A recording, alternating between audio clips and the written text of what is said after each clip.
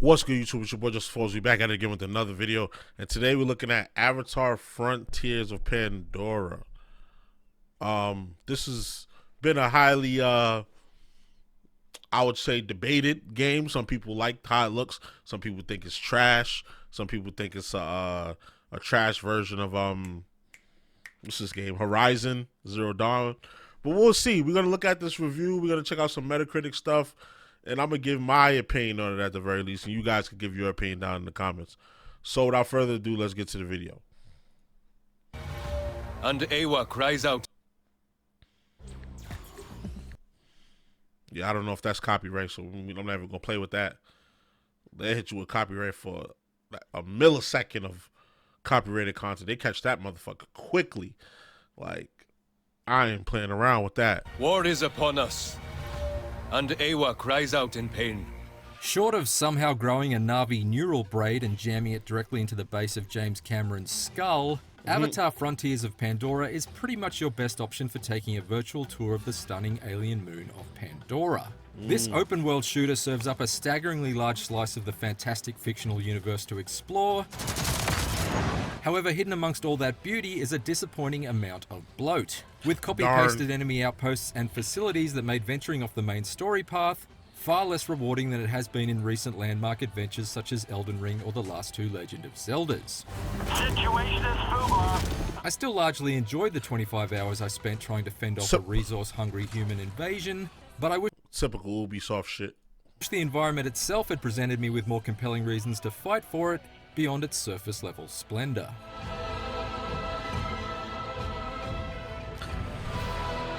That's why when Ubisoft games come out, I just be like, oh, here we go. Like when Assassin's Creed Mirage, when it actually started coming out and I realized what I was getting myself into, because I streamed it, I ended up finishing it. I was like, oh, here we go. But surprisingly, a game like that, it didn't have as much bloat as I thought it would have. So, you know, this is why I buy games like and play it myself, even despite it might having a mediocre or a bad score. Set on an entirely new western frontier continent, separate from the region where Jake Sully and family have played out 2/3 of an apparently 5-movie story arc, Frontiers of Pandora is an entirely standalone adventure with only minor references to the events of the films and, thankfully, not a single utterance of the word unobtainium. At least, not that I can recall. Some Avatar driver named Jake Sully went full native, turned the Na'vi on us. That's why you can't trust any of them. Even so, its overall story arc doesn't stray too far away from the established series formula. Humanity's colonizing resource development Colonizers, or they pull up, is an oppressive force in the western frontier with its numerous mining facilities. It's up to us, playing as an unnamed Na'vi raised in captivity, They took us from our families. to unite the 3 isolated Na'vi clans in the region and make a stand against invaders hell-bent on doing more damage to the natural habitat than actor Sam Worthington has done to the American accent. Is this right? I just say whatever to the video log? Broadly speaking, I was happy to step into the Kevin Durant-sized feat of the eco-warrior spearheading the uprising, but I can't say that I ever became particularly bonded with any one character in Frontiers of Pandora. That's possibly due to the fact that the countless Na'vi clan members I met over the course of the journey were it's just crazy what scale does to you, because you know these Na'vi people are like over 7 feet tall, and then humans are like smaller. So if you were to bring like a human inside of a, like where a Na'vi lives at, they would look like an ant in there. But these scenes look regular because you're hanging out with all Na'vi. largely indistinguishable from each other in looks and had exotic sounding monikers that were easily mixed up in my middle-aged memory. I can barely keep track of the names of my kids' best friends, let alone discern the difference between one character called E2 and another called E2er. Well, you certainly made an impression. Furthermore, Frontiers of Pandora's 2 main antagonists, RDA bad guy businessman John Mercer and his head of military muscle General Angela Harding, It's always some middle-aged. Oh shit! What did I do? I say it's always a middle-aged white man. Barely have a presence for the bulk of the campaign. Instead, they're mainly encountered via sporadic video communications, as though there's been an outbreak of cat-person COVID, and they've been left with no choice but to taunt you via Zoom. Get your filthy blue hands. Neither are ever really confronted in a physical sense, and their fates effectively remain undetermined as of the end of the story, which left me feeling slightly underwhelmed as the credits rolled. Get rid of them. Man, this is what Viper Wolves. The Western frontier itself, though, is truly remarkable. Frontiers of Pandora provides some genuinely breathtaking environments to explore, and thanks to the hyper-agility of your Na'vi character, it's a real joy to experience at speed. It's exhilarating to whip along the tops of long, twisted branches and through hollowed-out logs, huffing the spores of special plants that temporarily boost your momentum, and transform you into a blue blur that would make Sonic the Hedgehog turn an envious shade of green. You get geeked off the plants, like natural Adderall or perk or something like that. Frontiers of Pandora's world certainly feels alive as well, with flowers that bashfully withdraw their stems as you pass by, and pods that spit their seeds when you approach as though you just surprised them with a particularly hilarious joke.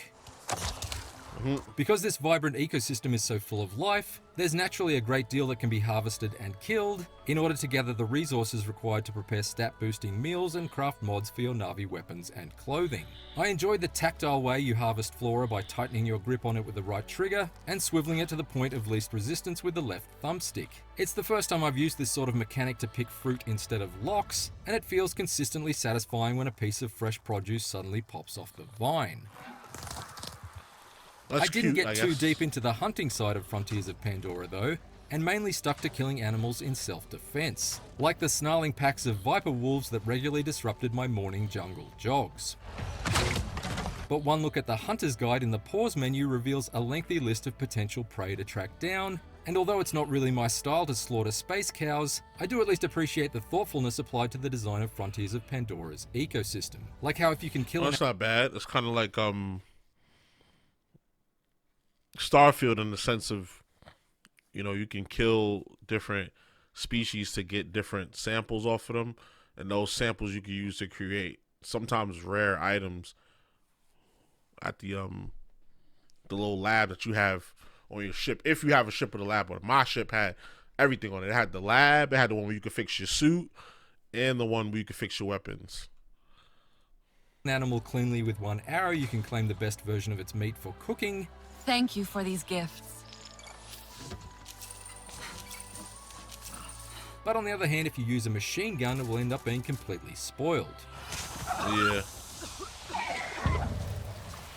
Frontiers of Pandora looks amazing when scrutinized up close, but it arguably looks at its best when viewed atop an Ikran, soaring through the skies above it. And once I'd bonded with my winged steed some 5 hours into the story, I pretty much chose to travel by air at every opportunity I got. Admittedly, piloting the Ikran doesn't quite nail the awesome sense of speed here that it conjures up in the films, but there's still supreme. So I guess it takes 5 hours for the game to open up, because usually they give you usually you get your steed like when you've explored enough of the map to where, or the world that you're in. But some games do it later. Some games are stupid like that. Like Diablo 4 is terrible. Like you got to play like 17 hours to even get your steed. Extremely useful for wiping out smaller RDA installations from above. And it really can't be understated how consistently exhilarating it is to leap off a cliff's edge and plummet towards terminal velocity, only to tap a button and have your loyal Ikran swoop in to catch you and carry you to safety on its back. I ain't gonna lie, it looked fun. I don't want to be out here. Murder. Since you're basically only wearing a loincloth and a snarl, you're pretty vulnerable to the attacks from the human forces that guard every RDA installation you're tasked with taking down. So it's just as well you have both primitive Na'vi tools and high-tech human weaponry at your disposal. Collectively, Frontiers of Pandora's arsenal seems pretty limited compared to those featured in Far Cry 6 and Horizon Forbidden West, but there's enough here to get the job done. I shot, he put in work. Specifically, I relied mostly on the Na'vi longbow for sniping ground troops, the assault rifle for shredding aircraft from a distance, and the surprisingly overpowered shotgun to reduce the RDA mechs into piles of sparking scrap. See, you said it out. Yo, that shotgun did work. Like, shotgun is definitely OP. More powerful versions of each weapon class can be found hidden throughout the world or as rewards for completing side quests, and equipping the most optimal gear in your loadout boosts your overall combat level in a similar way to Destiny or The Division. In turn, each main story mission or side quest is marked with a recommended combat level, but in my experience it didn't seem to pose too much of an additional challenge if I went into a mission under-leveled, at least on the default difficulty setting. I'm not going down so easily. Yes, you are. It certainly helped that enemy AI is generally pretty dim, and some of the special abilities you can unlock in its skill tree can be easily abused. Once I gained the ability to punch through the cockpit glass and tear mech pilots right out of Oh yeah, their you spam that. harnesses, I proceeded to forcefully eject each and every one of those fools like they were Nickelback CDs mistakenly inserted into my car stereo. Now don't do that. Don't do that. Don't do that. I love Nickelback. I don't care what nobody say. I love Nickelback. Don't do that to them. I don't care if you don't like them. I like them. I think they're a good band. They wouldn't have lasted that long if they weren't a good band. Frontiers of Pandora's final fistful of missions do raise the stakes and up the enemy numbers substantially though, and it made for some terrifically tough and tense encounters. Yet while I appreciated these more fierce and close-quartered forms of firefights against far more heavily armoured and agile mechs, there were certain times where I couldn't be quite sure if I was being challenged or simply cheated. In some instances, it felt like enemies were infinitely respawning. In others, it appeared they had a supernatural sense of my location at all times. And most frustratingly, there were a number of occasions where I was clearly being shot through cover. On the whole, Frontiers of Pandora's shooting is mostly solid, but it doesn't really evolve in any substantial ways over the course of the story, and it never quite feels as freeform as the Far Cry series at its best. So far I'm getting the vibe of like, if this game was like 10 hours, I could put up with that. But if this game was like 20 hours, I'm not copying this game.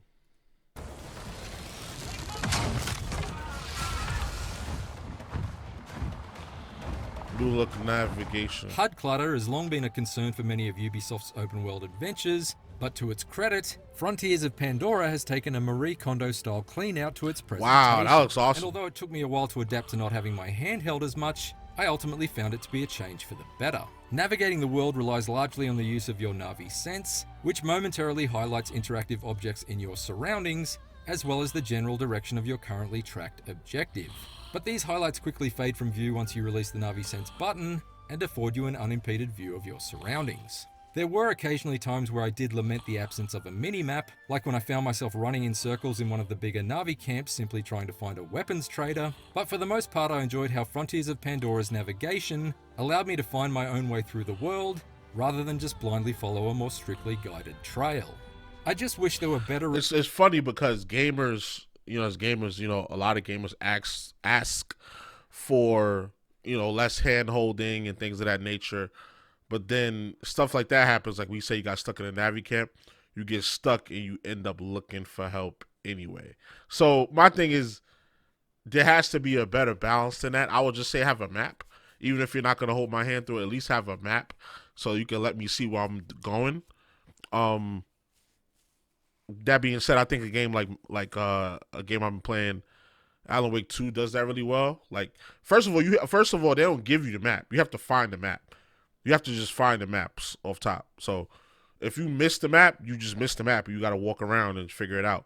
But at least you got to find the map, and then you got to unlock an ability that shows you where things are on the map. So you really kind of just got to play through and trudge through and try to find it on your own. I like that to an extent. I like when there's a balance like that.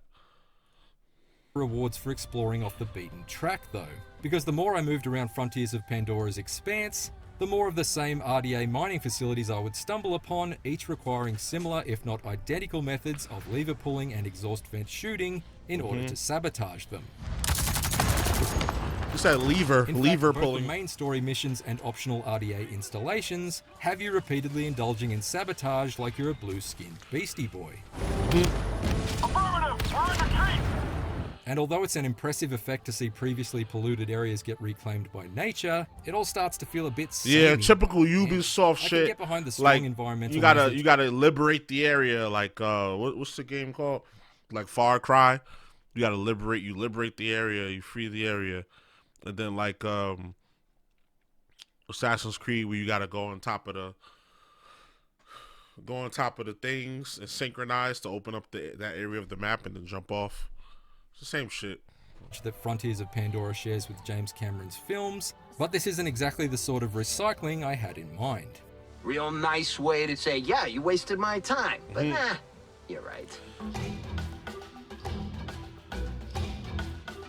Avatar Frontiers of Pandora features a stunning alien world to explore. I'm feeling a 7. Countless enemy bases to destroy and 6 Na'vi or 7. side quests to complete, and no shortage of exotic flora and fauna to harvest and hunt. However, its combat is pretty one-dimensional.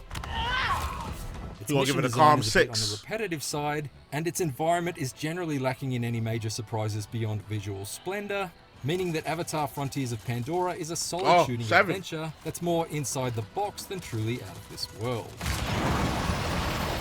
For more IGN reviews, check out our verdicts on Lethal Company early What the access fuck and is this Steam game, bro? Build. Everybody's streaming this game. Lethal Company. For more IGN, Can somebody explain to me what the hell this game is? Like, what do you do? I gotta figure that out. reviews, check out our verdicts on Lethal Company early access and Steam World Build. And for everything else, stick with IGN. All right.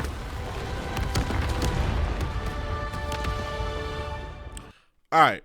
First order of business. I'm gonna put that in the tab later so I can watch it. I'll watch it on my own. First order of business. Let's see what the reviews are like. Let's go to Metacritic. I don't know if the game's out already. No, it comes out. It actually drops tomorrow. Okay, so we probably got critic reviews and no user reviews. Okay, average. This person gave it a 45. It's a big misstep. Despite its faults, but there has stunning visuals. Okay, so 65 critic reviews, mostly good though. It's by average, it's mostly good. It kind of has a nice lead on definitely negative reviews and definitely the mixed reviews, but that still kind of averages down to 73 because nobody gave it more than a 90. Destructor gave it a favorable score. Now let's see how much does this game cost. Because if it's 70, I'm not buying it.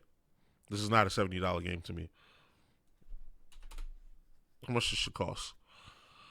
Ubisoft.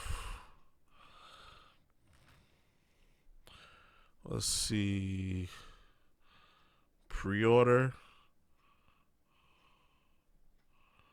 It's Xbox, PC, and PS5, as I figured. So let's say we're going to get it for Xbox. Let's just get the standard edition.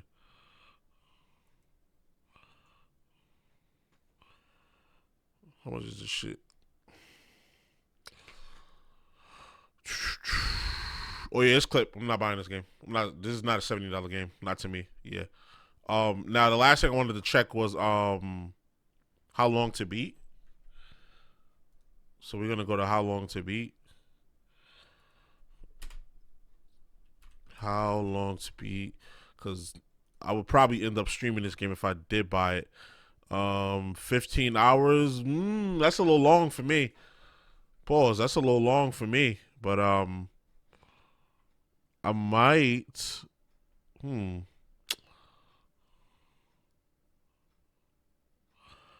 What they saying? Main story 15 hours, side quest 25, completionist. We don't know because niggas ain't, fully completed yet. The public ain't get their hands on it yet. Okay, average 15 hours, but you could take up to 25 all the side missions. All right, yeah. I'm cool on this game. If somebody donated it and wanted to watch me play it, I would get it. Or if I got it for free, I would play it. But I'm not spending $70 on this game. I'd end up heavily regretting that. So yeah. But y'all let me know what y'all think about this game. Does it look cool to you? Are you looking forward? Are you looking forward to this game? Let me know. So you already know the vibes. Like, comment, subscribe, all the good stuff. It's your boy JusticeXFalls, and we out. One.